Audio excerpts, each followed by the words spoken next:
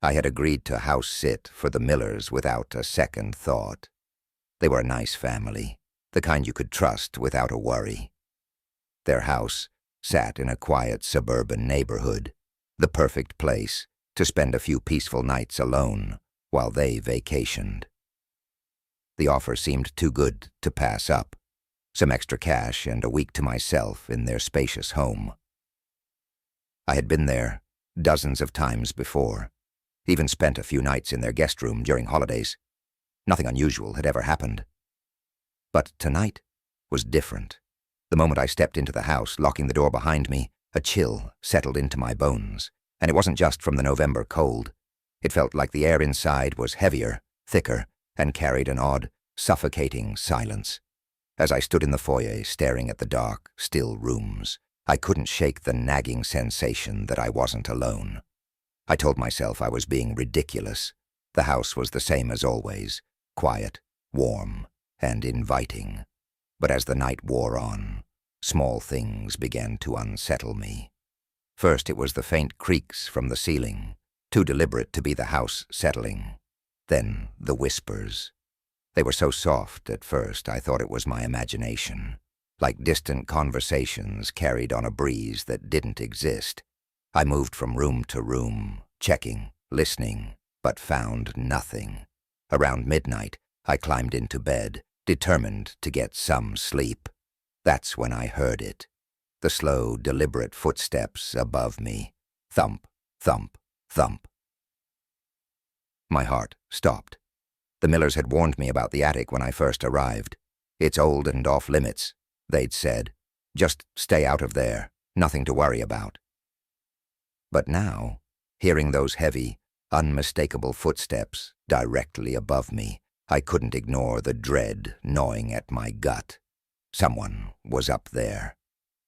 I lay frozen in bed, staring at the ceiling, trying to convince myself that it was nothing. But the footsteps continued. Each one was slow, deliberate, as if someone or something was pacing, waiting for me to notice. I couldn't take it anymore. Grabbing my phone for light, I threw off the covers and crept towards the hallway. Each step I took felt like it echoed through the silence of the house. I stood in front of the attic door, my hand trembling as it hovered over the knob. The air around me felt colder, heavier, as if the house itself was holding its breath. With a sudden burst of courage, or maybe stupidity, I yanked the door open and flicked on the light. The old bulb at the top of the stairs flickered to life, casting long shadows that seemed to dance along the walls. I hesitated for a moment, then slowly made my way up, the wooden stairs creaking beneath my weight. The attic was musty, filled with forgotten furniture, boxes, and old relics, the kind of place that seemed frozen in time. My flashlight beam bounced off dusty corners and cobwebs, but there was no sign of anyone. Then I saw it. Lying in the middle of the floor was an old dusty photo album. Its cover was cracked and faded, the kind of album you'd expect to find in an antique shop. Curiosity got the better of me, and I knelt down to pick it up. Wiping away the dust, I squinted at the inscription on the front. The Miller Family, 1901. I stared at it, my brain struggling to process the date. 1901? The Millers had only been in this house for 20 years. I quickly flipped open the album, my fingers trembling. The photos inside were ancient, yellowed with time, but the faces in them were clear, too clear. A family of 4, father, mother, 2 children, stared back at me from the past, their expressions somber, their eyes hollow. Something about the father's face unsettled me. It was familiar, too familiar. A cold sweat broke out across my forehead as I turned more pages, finding photo after photo of the same family. Then, on one of the final pages, there was a new photo, a color one. The Millers. My Millers. I stared at it, my heart pounding in my chest. trying to understand how a photo of them was mixed in with these ancient relics. That's when I noticed the man standing in the background of their photo, barely visible. He was tall, wearing an old-fashioned suit, his face obscured by shadows. My breath caught in my throat. I had never seen him before. A loud creak from behind made me jump. I spun around, shining my flashlight towards the sound. The attic was still, but I knew I wasn't alone. The air felt thick, oppressive, as if something was watching me from the shadows. Suddenly, the bulb above me flickered and went out, plunging the attic into darkness. My phone's flashlight barely illuminated a few feet in front of me. My pulse raced as I slowly backed towards the stairs, but as I reached the top step, I heard it again. Thump. The footsteps. They were closer now. I turned and bolted down the stairs, nearly tripping in my panic. I slammed the attic door shut behind me and locked it, my heart pounding in my chest. The footsteps stopped, replaced by a chilling silence. But I knew whatever was up there hadn't gone. I didn't sleep that night. I sat on the living room couch, staring at the attic door, waiting for something, anything, to happen. Morning eventually came, and with it, the Millers' return. I didn't say anything about what had happened, not at first, but as I was about to leave, I couldn't resist asking them about the old photo album. Mrs. Miller's face went pale. "What album?" I hesitated. "The one from 1901. It's in your attic." She shook her head, her voice trembling. "We've never had an attic." Mark was always into weird stuff. His downtown Chicago apartment felt more like an art museum than a place to live. Every inch was crammed with bizarre pieces, ancient masks, strange paintings, and sculptures that looked like they belonged in some kind of haunted mansion. But none of that bothered me. Not at first, anyway.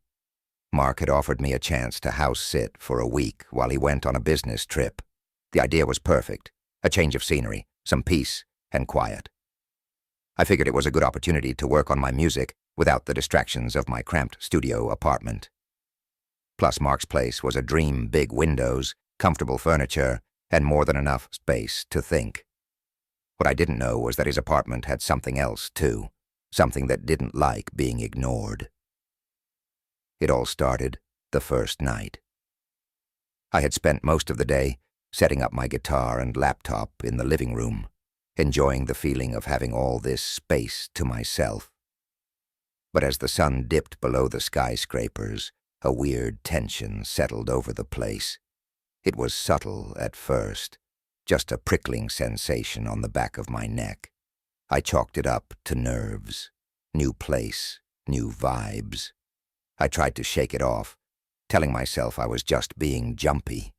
That's when I noticed the doll. Mark hadn't mentioned anything about it. There it was, perched in a plush armchair in the guest bedroom. A clown doll, of all things. Its porcelain face was painted in a grotesque smile, eyes wide and unsettling, as if it were mocking me just by existing. The moment I saw it, something inside me twisted. I'm not usually creeped out by dolls, but this one, it was different. I tried to laugh it off.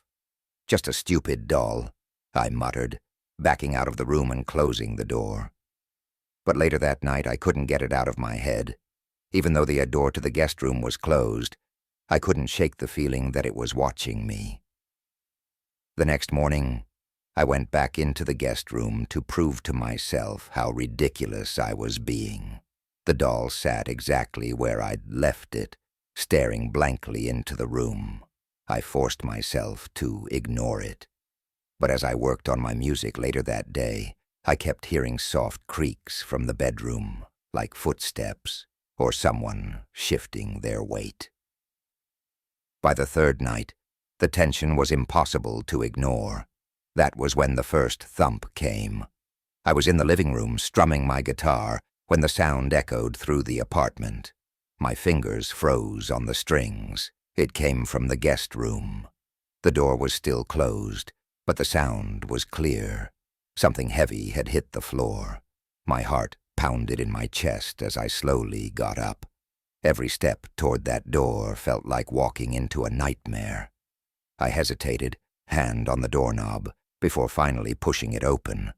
The room was still, but the doll wasn't in the chair. It was lying on the floor in the middle of the room, face up, its wide, painted grin seeming bigger. Its eyes locked onto mine, and for a second, I swore I saw them move. My breath hitched, but I forced myself to step forward and pick it up. The moment my fingers touched the cold porcelain, a musty, rotten smell hit me, so thick I gagged. It was like something had been dead in the room for years, and somehow I had only just noticed.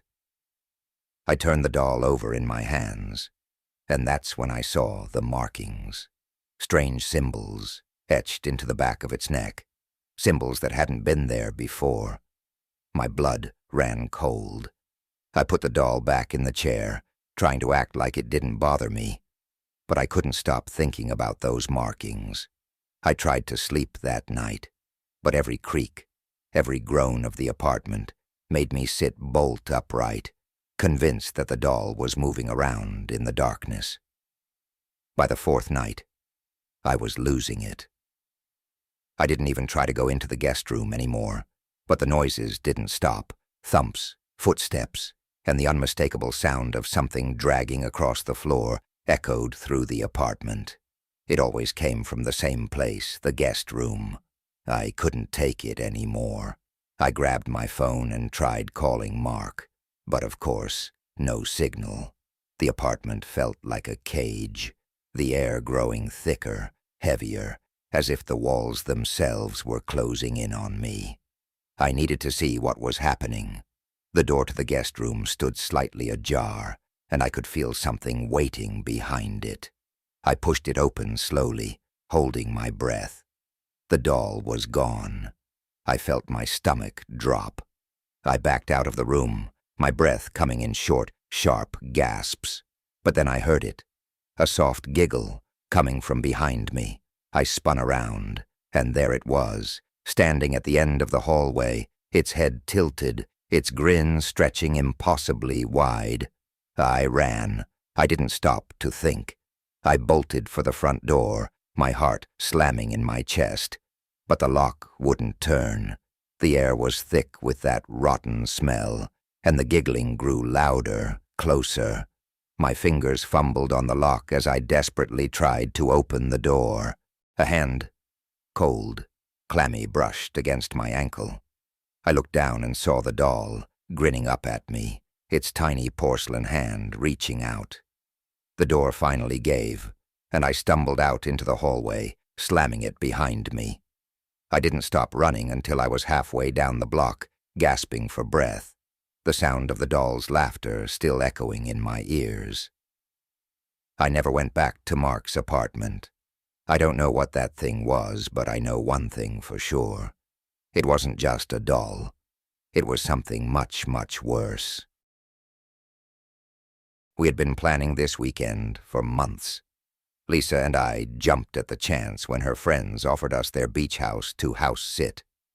A secluded spot on the California coast, perched on a cliff overlooking the ocean. It was everything we needed to unwind after the chaos of our everyday lives.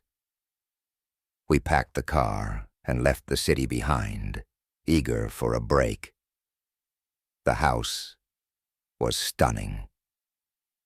Floor-to-ceiling windows let in a flood of sunlight, and from the living room you could see the endless stretch of ocean. It felt like we were the only two people in the world. At first, it was perfect. We spent the day exploring the beach, laughing as the waves crashed around our ankles. By the time evening rolled around, we were exhausted, but content. We cooked dinner together, had some wine, and settled in by the fire. Everything felt right, but then little things started to happen. First, it was the lights. They flickered, just once, and Lisa laughed, blaming the wind or old wiring. Then the kitchen door creaked open on its own, slow and deliberate. I shut it, telling myself it was nothing. Old houses make noises, right? I didn't think much of it until later that night. We were in the kitchen prepping food for tomorrow's breakfast when I saw Lisa freeze. She was standing by the sink, staring at the reflection in the window. I followed her gaze and saw something. A tall, shadowy figure standing in the doorway behind us. I spun around, heart pounding. But there was nothing there. The door was closed, the room empty. "Did you see that?" Lisa whispered, her voice tight. I thought I did," I said, my voice not sounding like my own. We brushed it off, tried to shake it from our minds, but that night, as we lay in bed, the house felt different. The warmth from earlier had drained away, replaced by something colder, something wrong. I couldn't sleep. Lisa was out like a light beside me, but I just lay there, staring up at the ceiling. The sound of the ocean, once soothing, now felt ominous, like the waves were hiding something beneath their rhythm. And then I heard it. A whisper. My name. Chris. It was soft, barely a breath, but unmistakable. I shot up in bed, my heart hammering in my chest. I looked around the room, squinting into the dark, but saw nothing. I told myself I imagined it, that I was overtired. But the whisper came again, closer this time. "Chris." I shook Lisa awake, my hands trembling. "Did you hear that?" I asked, my voice low. She groaned and rolled over, still half asleep. "What?" "No, go back to bed." I didn't. I couldn't. The sense of being watched was suffocating. Every shadow felt like it was creeping toward me. Every creak in the house was something moving, something coming closer. I got out of bed and moved to the window, pulling back the curtain to peer outside. The night was heavy with darkness, clouds smothering the moonlight. The beach below was pitch black, and I couldn't see anything beyond the glass. But I felt it. A presence. Something was there, watching us. I backed away from the window, my skin crawling. I needed to do something, anything to break the tension building inside me. I grabbed my phone and dialed 911, my voice shaky as I tried to explain what was happening.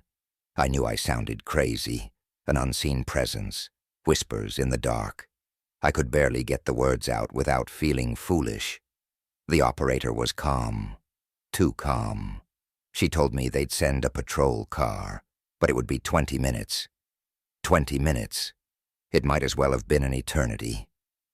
I hung up the phone and went back to the bedroom, determined to stay awake until help arrived. I sat on the edge of the bed, listening, straining my ears for any sound, any hint that the whisper would come again.